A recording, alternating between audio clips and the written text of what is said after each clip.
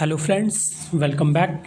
आपका फिर से स्वागत है। आज हम क्लास 12 जो चैप्टर नंबर 6 है मॉलिक्यूलर बेसिस ऑफ इनहेरिटेंस उसके इम्पोर्टेंट टॉपिक्स के ऊपर बात करेंगे कि केवीएस और एनवीएस एग्जामिनेशन में कौन कौन से टॉपिक्स हैं जो इस वाले चैप्टर से पूछे जा सकते हैं। तो चलिए शुरू करते हैं। इसमें से सबसे पहला जो हमारा इम्पोर्टेंट टॉपिक है वो डीएनए का स्ट्रक्चर है। तो डीएनए का स्ट्रक्चर हम जानते हैं कि जैसे वो डबल हेलिक्स मॉडल होता है, वॉटसन एंड क्रिक ने इसका डबल हेलिक्स मॉडल दिया था।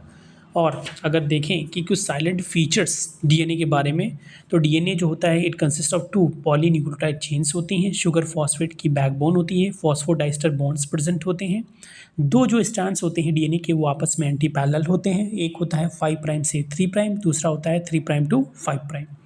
अगर कुछ और इसके फीचर्स की हम बात करें तो जो पिच ऑफ द हेलिक्स होता है, अगर ये डबल स्ट्रैंडेड डीएनए के लिए हम बात कर रहे हैं, ये होता है 3.4 नैनोमीटर। और अगर नंबर ऑफ बेस पेयर पर टर्न ऑफ हेलिक्स की बात करें तो होता है 10 बेस पेयर पर टर्न ऑफ हेलिक्स। तो ये केस आपका है राइट हैंडेड है और डबल स्टैंडर्ड डीएनए की बात है।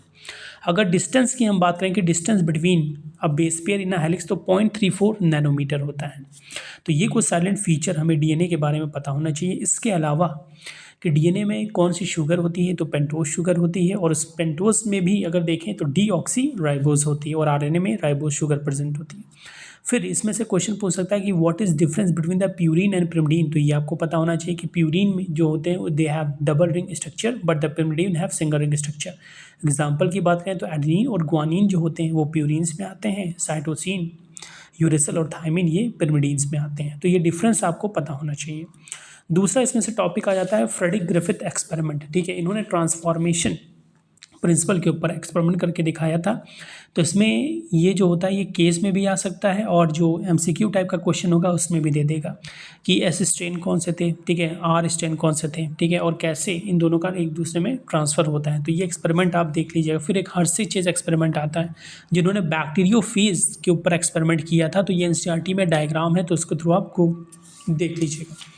फिर यहाँ आता है कि आरएनए वर्ड। इसमें कई सारे इसमें साइलेंट फीचर आपको आरएनए के मिलेंगे कि why RNA is not use as genetic material and DNA is use. क्योंकि जो आरएनए है बहुत ज़्यादा रिएक्टिव होता है, और इसी वजह से आरएनए को हम जेनेटिक मटेरियल के साथ साथ जो होता है वो एंजाइम के तौर पे भी काम करता है। लेकिन जो डीएनए है वो हमारा वो काफ़ी ज़्यादा स्टेबल है, उसमें रिएक्टिविटी कम होती है। इसी वजह से जो डीएनए है it is use as genetic material. फिर बात आती है रेप्लिकेशन की। यहाँ पे जो डीएनए रेप्लिकेशन है इसका एक डायग्राम है आपके बुक में बना हुआ, रेप्लिकेशन 4। तो वो डायग्राम बड़ा इंपॉर्टेंट है, उसको अगर ध्यान से देखेंगे तो उसमें देखेंगे कि 2 स्टैंड्स होते हैं। एक होगा लीडिंग स्टैंड, दूसरा होता है लैगिंग स्टैंड। जो लीडिंग स्टैंड होता है उसके ऊपर जो डीएनए की सिंथेसिस होती है वो कंटिन्यूअस होती है।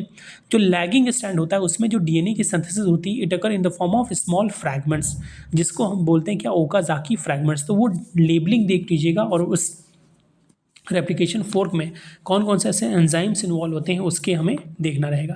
जैसे कभी कभी फंक्शन पूछ लेता है, एमसीक्यू में ही पूछ लेगा कि what is the function of DNA helicase, और ये इंटरव्यू में भी क्वेश्चन पूछ लेता है कि डीएनए हेलिकेज का फंक्शन क्या होगा। तो डीएनए हेलिकेज की अगर हम फंक्शन की बात करें तो it unwinds the DNA at replication fork. ऐसे डीएनए गायरेज क्या होता है कि move ahead of the replication fork and making and resealing the break in double helix DNA. फिर डीएनए प्राइमेज होता है ये synthesizes a short RNA primer to provide 3 prime OH for the attachment of DNA nucleotide। तो ऐसे ही जो different enzyme use होते हैं, ऐसे ही डीएनए लाइगेज का फंक्शन हो सकता है कि 2 डीएनए स्टैंड को ज्वाइन करने के लिए डीएनए लाइगेज यूज़ होता है। फिर डीएनए पॉलीमरेज 3, इसका फंक्शन पूछ लेता है कि it elongates a new nucleotide strand from the 3 prime OH group provided the primer। तो ये सारे फंक्शन आपको पता होना चाहिए, जो डिफरेंट एंजाइम्स होते हैं इनका क्या क्या रोल होता है। फिर उसके बाद बात आ जाती है ट्रांसक्रिप्शन प्रोसेस की। ठीक है, कि ट्रांसक्रिप्शन प्रोसेस अगर देखें, इसके पहले एक इसमें से टॉपिक है छोटा सा है, central dogma of molecular biology. उसमें हम ये प्रोसेस दिखाते हैं कि कैसे डीएनए से आरएनए का फॉर्मेशन होता है, इस स्टेप को हम बोलते हैं ट्रांसक्रिप्शन। फिर आरएनए से प्रोटीन का फॉर्मेशन होता है, इस प्रोसेस को हम बोलते हैं क्या, ट्रांसलेशन कहते हैं। But in case of certain retrovirus RNA is use as genetic material. तो आरएनए से डीएनए का फॉर्मेशन होता है और उसको हम बोलते हैं क्या, रिवर्स ट्रांसक्रिप्शन। तो ये चीज़ आपको देखनी पड़ेगी। और डीएनए से डीएनए के फॉर्मेशन को बोलते हैं क्या, रेप्लिकेशन। तो ये होता है पूरा central dogma of molecular biology, तो इसको आप देख लेंगे। फिर यहाँ पे दो चीज़ें आती हैं, transcription and type of RNA की अगर हम बात करें तो इसमें से अगर सबसे इंपॉर्टेंट टॉपिक हम बात करें तो स्प्लिट जीन के बारे में आपको पढ़ना पड़ेगा कि जो यूकैरियोटिक होते हैं उसके पास स्प्लिट जीन्स होते हैं। That means it contain both coding and non coding sequence, enteron भी होगा, एक्सॉन भी होगा। तो जो नॉन कोडिंग होते हैं उनको काट के हटा दिया जाता है, कोडिंग वाले को आपस में जोड़ दिया जाता है। इसी से प्रोसेस आ जाता है कैपिंग और टेलिंग का। ये भी बड़ा इंपॉर्टेंट प्रोसेस है, कैपिंग और टेलिंग। इसको जब भी क्वेश्चन पूछेगा तो पोस्ट ट्रांसक्रिप्शन मॉडिफिकेशन के तौर पे पूछ देगा, या फिर formation of mRNA from hRNA से ऐसा क्वेश्चन आ जाता है। तो कैपिंग और टेलिंग में क्या होता है, कैपिंग वाले केस में 7 mg कैप हम लगाते हैं और टेलिंग में हम ढेर सारे पॉलीएडिलेट रेसिड्यूज ऐड करते हैं, ठीक है। तो ये कैपिंग और टेलिंग के फॉर्म में ही क्वेश्चन पूछा जाता है, तो बड़ा इंपॉर्टेंट टॉपिक है। फिर हमारा आ जाता है जेनेटिक कोड, ठीक है। तो जेनेटिक कोड में दो क्वेश्चन बहुत इंपॉर्टेंट है। एक तो इनिशिएशन कोडॉन आपको याद रखना है। इनिशिएशन कोडॉन की हम बात करें तो AUG और GUG जो कोड करते हैं किसके लिए, मिथुनिन के लिए। यहीं से जो ट्रांसलेशन का प्रोसेस होता है वो स्टार्ट होता है। अब फिर इसके बाद पूछ लेता है कि भाई टर्मिनेशन कोडॉन कौन से होते हैं, या नॉनसेंस कोडॉन कौन से होते हैं, या स्टॉप कोडॉन कौन से होते हैं। ये तीनों नेम एक ही कोडॉन्स के होते हैं। तो इसमें 3 कोडॉन्स आते हैं, UAG, UGA और UAA, because they do not code for any one of the amino acids, hence these are known as termination या स्टॉप कोडॉन्स। तो यही क्वेश्चन पूछता है। इसके अलावा यहाँ आपसे पूछ लेगा कि कौन कौन से ऐसे फीचर्स होते हैं जेनेटिक कोड के। तो इसमें आपका बात आती है कि genetic code are non ambiguous, they are non overlapping, they are universal, they are commaless and they are degenerate. तो ये प्रॉपर्टीज़ आपको पता होनी चाहिए, इन टर्म्स की मीनिंग आपको मालूम होनी चाहिए। फिर थोड़ा सा वोबल हाइपोथेसिस का जिक्र आ जाता है जो क्रिक साहब ने दी थी, वो आपको देख लेना है। Then come gene regulation. Gene regulation में हम बात करें तो यहाँ पे आपका लैक ऑपरॉन का बात आ जाता है। लैक ऑपरॉन बहुत इंपॉर्टेंट टॉपिक है। ये एक्चुअल में जो ऑपरॉन है 2 टाइप का रहता है, एक होता है रिप्रेसिबल, दूसरा होता है इंड्यूसिबल। तो इंड्यूसिबल ऑपरॉन हमें पढ़ना है, उसमें हम पढ़ेंगे लैक ऑपरॉन।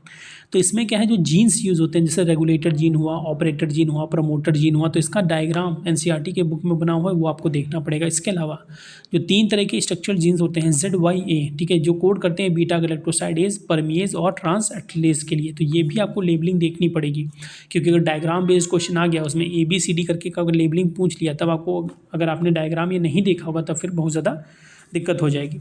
फिर सबसे लास्ट जो टॉपिक इस वाले चैप्टर से आपको पढ़ना है वो human genome project. This was basically a mega project which was started in 1990।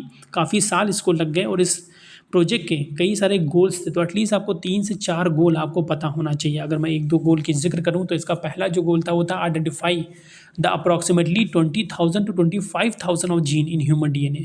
दूसरा इसका गोल था कि store this information in database. तीसरा इसका गोल था improve the tool for data analysis. और थर्ड था कि transfer related technologies to the other sector such as industries. तो ये इसके कुछ गोल थे ह्यूमन जीनोम प्रोजेक्ट के। फिर एक शॉर्ट फॉर्म आ जाता है एक्सप्रेस सीक्वेंस टैग। तो इसका काम क्या होता है, to identify all the gene that are express as RNA। तो अगर इतनी चीज़ें हम पढ़ेंगे इस चैप्टर से तो ज़्यादातर टॉपिक हमारे कवर हो जाएंगे और कोई भी क्वेश्चन अगर आता है तो कर लेंगे। और इसी चैप्टर के एंड में सबसे लास्ट में दिया हुआ है DNA fingerprinting, last but not the least. बड़ा इंपॉर्टेंट टॉपिक है। इसमें क्या होता है, स्टेप्स आपसे पूछ सकता है, जेल इलेक्ट्रोफोरेसिस पूछ सकता है क्या होता है।